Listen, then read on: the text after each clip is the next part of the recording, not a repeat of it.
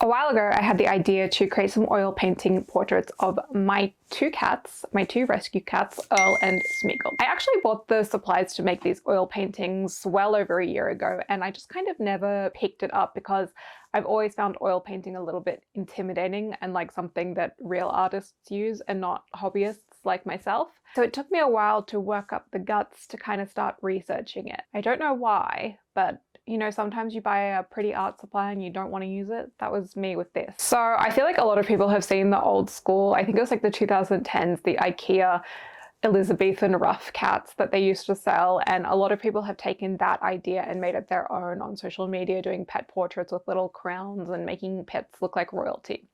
I looked at a few videos of people doing this and I knew that that was the direction that I wanted to go with my pet portraits, and I also knew that I wanted them to be in a really antique looking oval frame.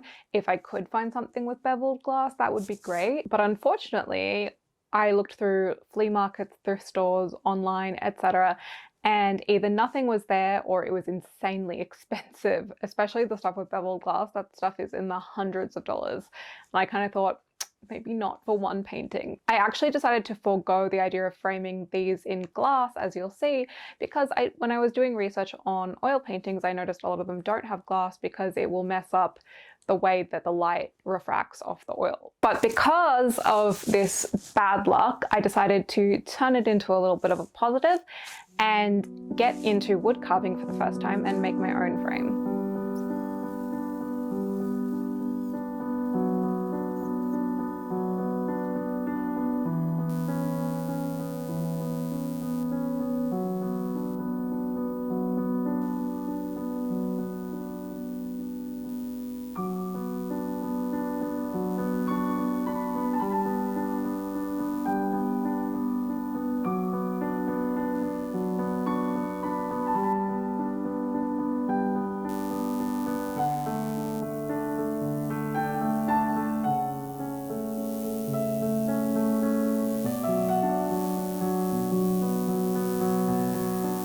Now, I have been running through some leftover scrap wood that has been left over from our benchtop project in our kitchen renovation video. And basically I've just been like using all of the scraps for whatever projects I want and can think of that require some relatively thick wood.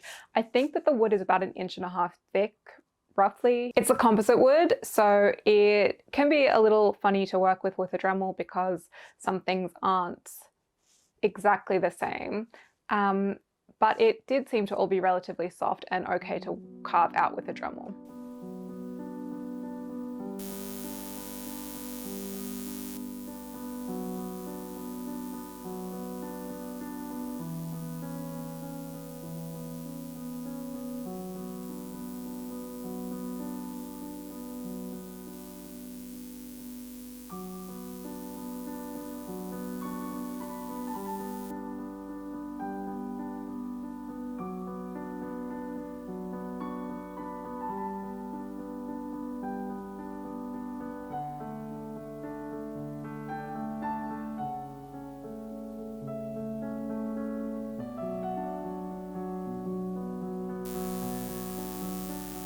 This was my first time really trying to do detailed wood carving though, and it was difficult. It takes a really long time.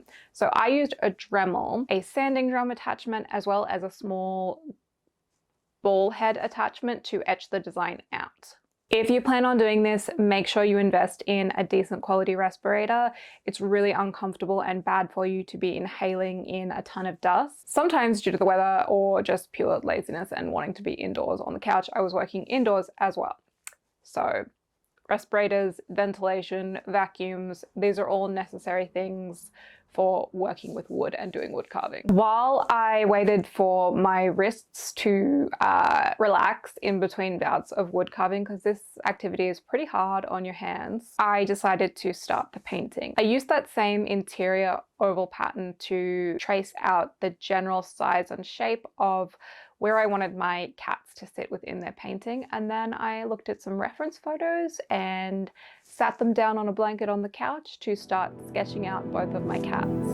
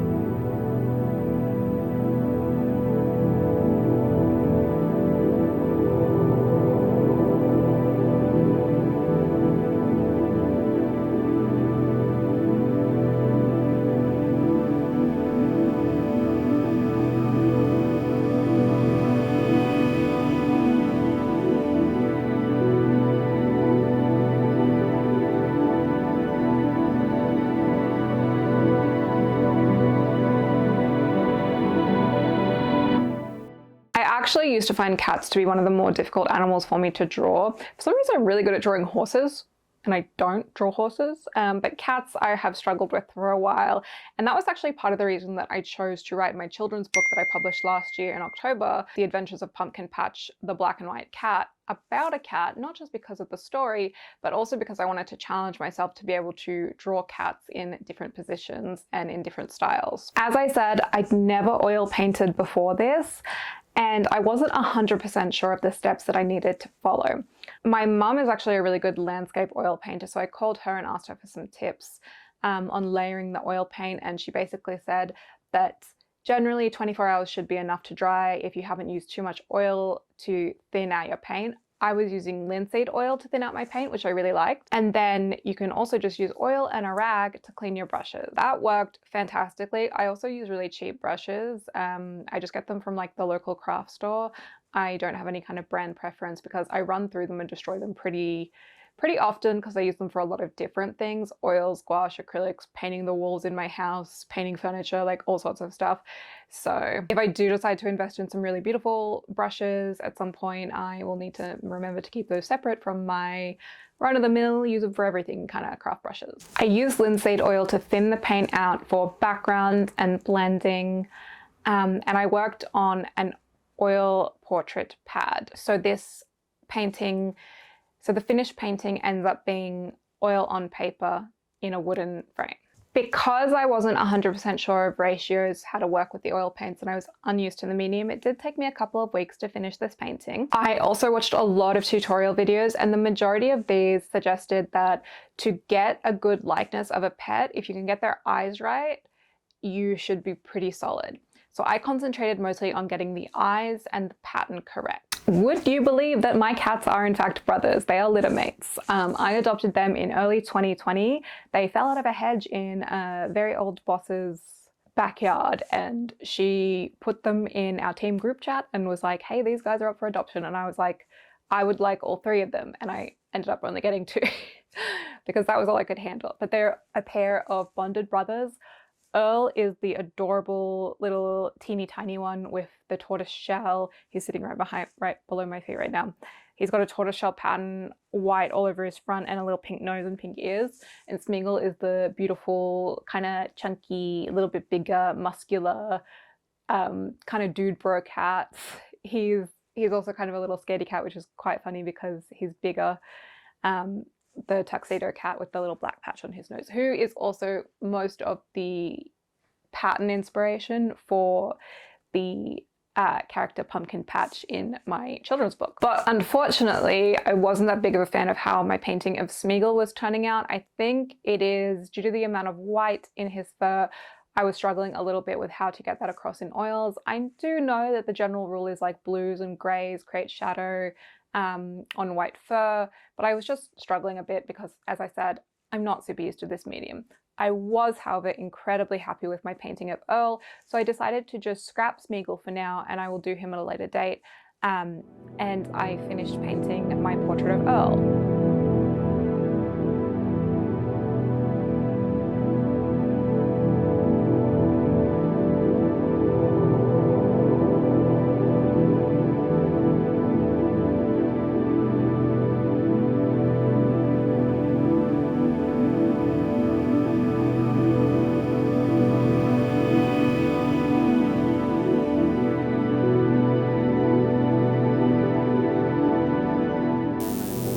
The last thing that I needed to do was finish carving out the frame details.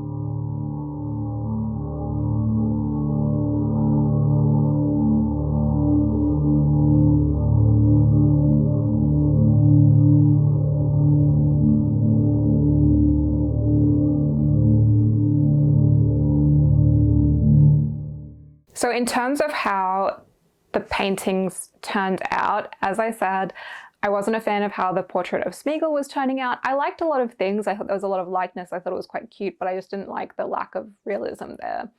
With the painting of Earl, I think this is probably the closest I've ever gotten to like decent realism in anything that I've ever painted, which makes me incredibly happy.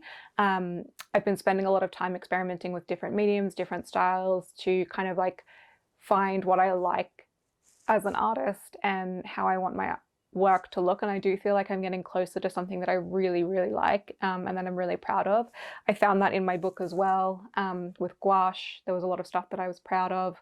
So oil is just a new medium for me to play with. What I will say is the composition, a little funky.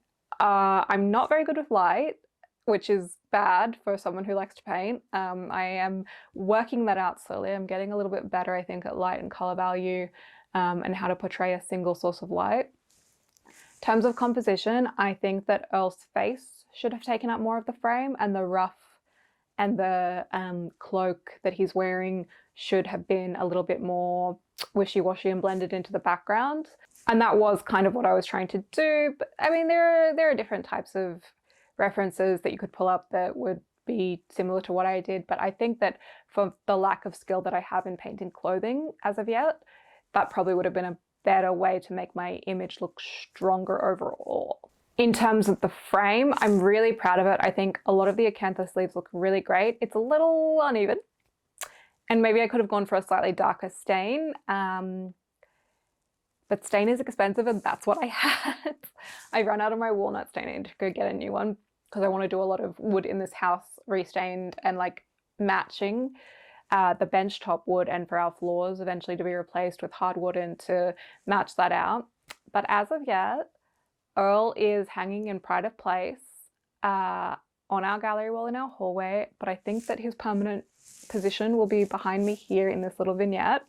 I do really like how his face turned out. I obviously have a long way to go with practicing fur realism and how to render that. And working with oil. So I'm going to keep studying this medium. I found it really, really fun. I actually think that it might be my favorite medium. And I thought that gouache was. When I moved from watercolor into gouache, I was like, this is amazing. But now having moved into oils, I think that if you have the time to consistently work on a painting, you can build up such incredible detail with oil. You can get such beautiful blending. You can get such rich differences in your contrast of color value. And I think that that's really fun. So I'm really excited to play around with that more, which you will see more of when I return to test out if I can handle painting Smeagol in a later video, and maybe some other fun oil paintings to litter around the house. I used to not really be a fan of putting my own art in houses. I was like, oh, it's a bit tacky, isn't it? Like, it seems like you're really like gassing yourself up. But I think a few small ones here and there, I think that's nice. Especially like given that I'm putting so much work into like painting the walls myself and stuff like that. So I hope you guys like this video, and I will see you next time.